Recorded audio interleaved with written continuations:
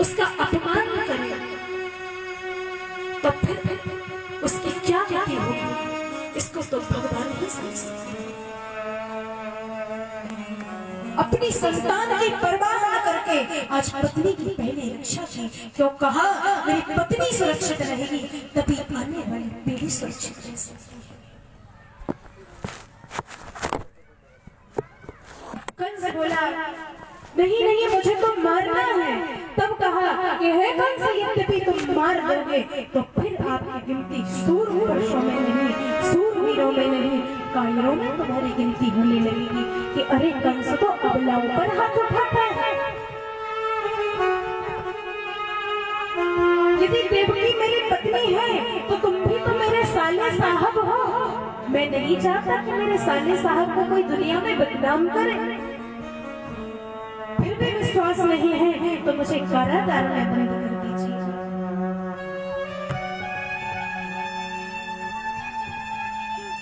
कंस ने तुरंत हाथों में बेड़ियों को डाल दिया।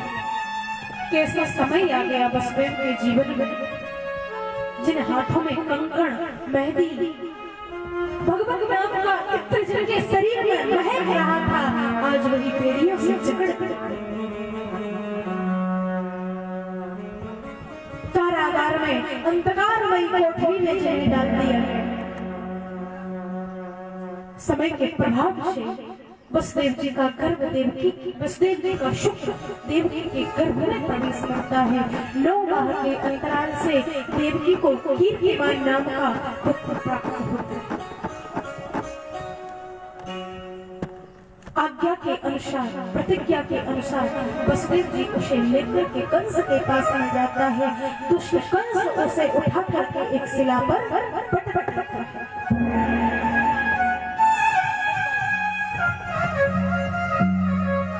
जैसे कि शिला पर पुत्र पटका गया, देवकी की आत्मा चीखती पुत्र पुत्र पुत्र। मैं कैसी माँ हूँ जो त्रयोधन में दुग्ध होने के बाद में भी अपनी संतान को दूध नहीं पिला पाई। मैं माँ होने के बाद में भी माँ शब्द सुनने के लिए तरसती। आज व्यास जी की आंखें भर व्यास जी ने लिख दिया कि इसी प्रकार कंस ने देवकी के 6 पुत्रों को काल के गाल में क्योंकि व्यास जी बार बार देवी देवकी के दुख का वर्णन नहीं कर सकते। कितना कष्ट होता होगा उस माँ को। यदि किसी माँ का 2-4 महीने का गर्भ भी श्रावित हो जाए, गर्भपात हो जाए, तो वो माँ कितना क्रंदन करती है, कितनी अपनी संतान के लिए रोती है। लेकिन वो माँ जिसने अपने बालक को जन्म दिया, गोद में दिया, और जिसे काल की गाल में जाते हुए जो माँ देखती रही, लेकिन फिर भी जिसका हृदय ना फटे, बादशाह को जिसे पिला ना पाए, उसके मुख से माँ शब्द न सुन पाए, तो वो माँ जीवित क्यों रही? देख तू क्यों नहीं मर जाती? तू अब भी जीवित है, तुझे क्या सब चाहिए? वसुदेव जी वापस लौट करके आए, कहा देवी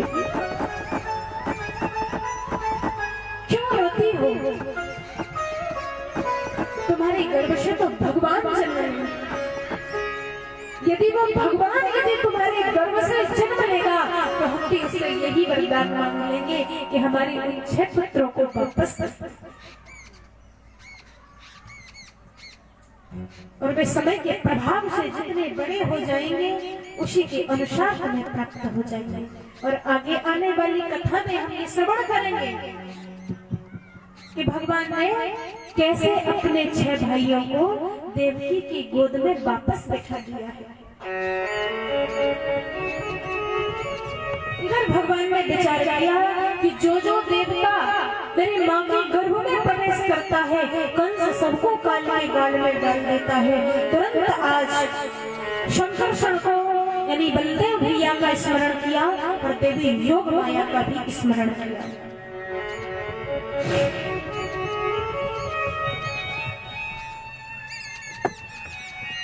बलदेव भैया से कहा कि आप सप्तम गर्भ के रूप में मैया देवकी के गर्भ में जाकर के विराजित हो जाइए।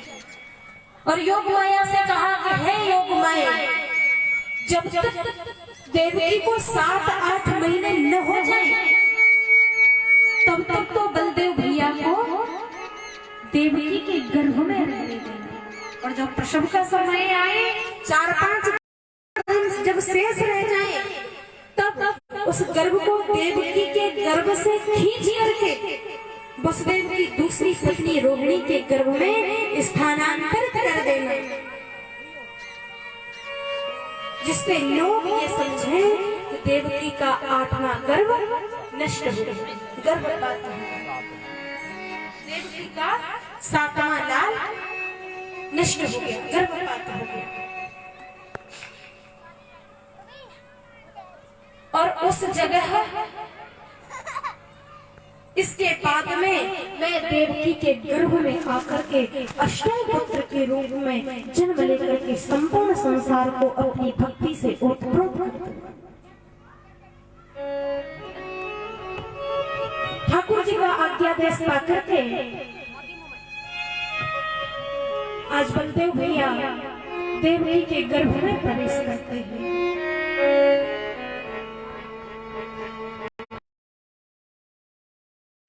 योग क्रिया के द्वारा, वैष्णवी माया के द्वारा उस गर्भ को देवी देवकी के गर्भ से छीन करके नंद भवन में जो वसुदेव पत्नी रोहिणी रह रही थी उनके गर्भ में स्थानांतरित कर दिया।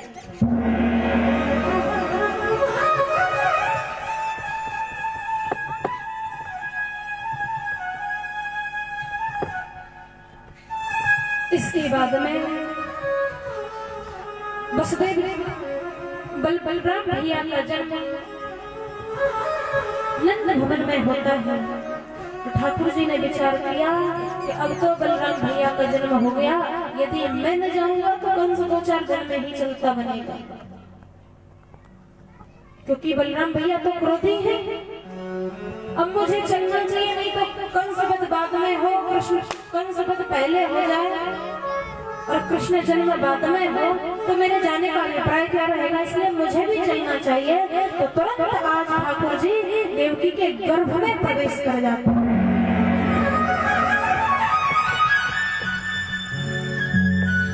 और योग माया से कहा, देवी मैं देवकी के गर्भ में प्रवेश कर गया और आप नंद पत्नी यशोदा के गर्भ में प्रवेश करके प्रकट हो जाइए, और मैं नंद के जीवन में आऊंगा और तुम वसुदेव के जीवन में आ जाना। माया ने हाथ जोड़ करके नमस्कार किया और कहा, जाओ, यदि तुम यशोदा के गर्भ से जन्म लोगी तो मैं तुम्हें आशीर्वाद देता हूँ कि तुम जयंती, मंगला, काली, भद्रकाली, कपालिनी, विष्णु, माया, शिवा, धात्री, स्वाहा, स्वधा नमोस्तुते।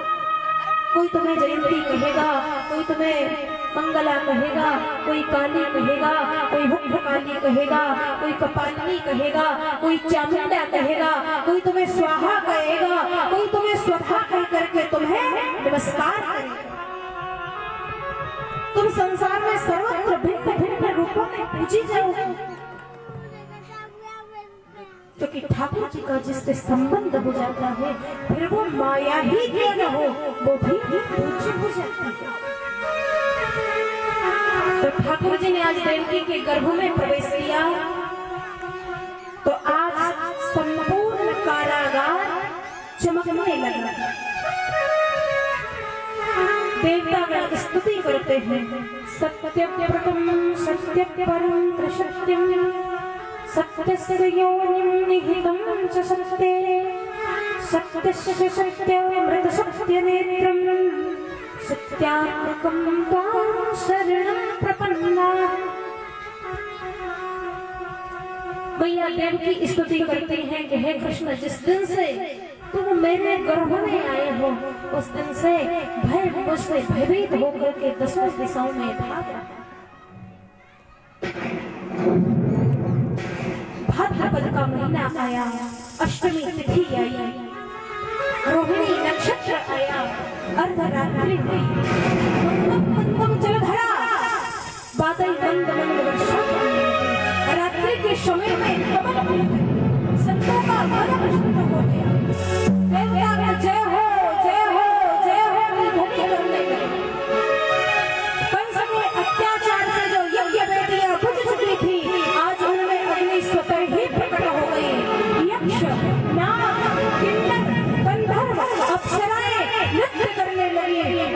ही समय आज कारागार के बीच मेरे गोविंद का जन्म होता है। बोले कृष्ण कन्हैया लाल की।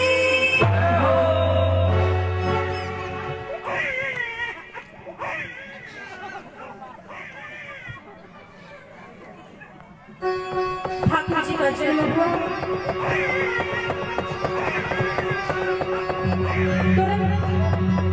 कृष्ण के आज्ञा से आज वसुदेव जी उन्हें अपने मस्तक पर बिठा करके गोकुल में प्रवेश कराते हैं, नंद के भवन में प्रवेश करते हैं और वहां देवी यशोदा के पास में सोई हुई माया को उठा करके तुरंत कारागार और वहां आकर के पुनः बेड़ियों में जकड़ जाते हैं। इधर नंद की बहन ने विचार किया कि मेरी भाभी के तो गर्भ होने वाला था, जब तक उठा करके देखी जाए भाभी को बेटा हुआ है कि बेटी हुई।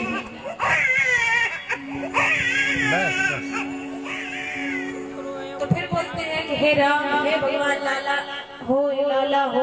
फिर विचार आया अरे कहीं लाली न हो। फिर कहते हैं भगवान यदि लाला होगा तो तुम्हारा प्रसाद चढ़ाऊं। फिर विचार आया कि नहीं कहीं लाली न हो, लेकिन जैसे ही भगवान का नाम लेकर के आज चद्दर को हटाया तो आज उसमें आनंद कंद कृष्ण कन्हैया खेल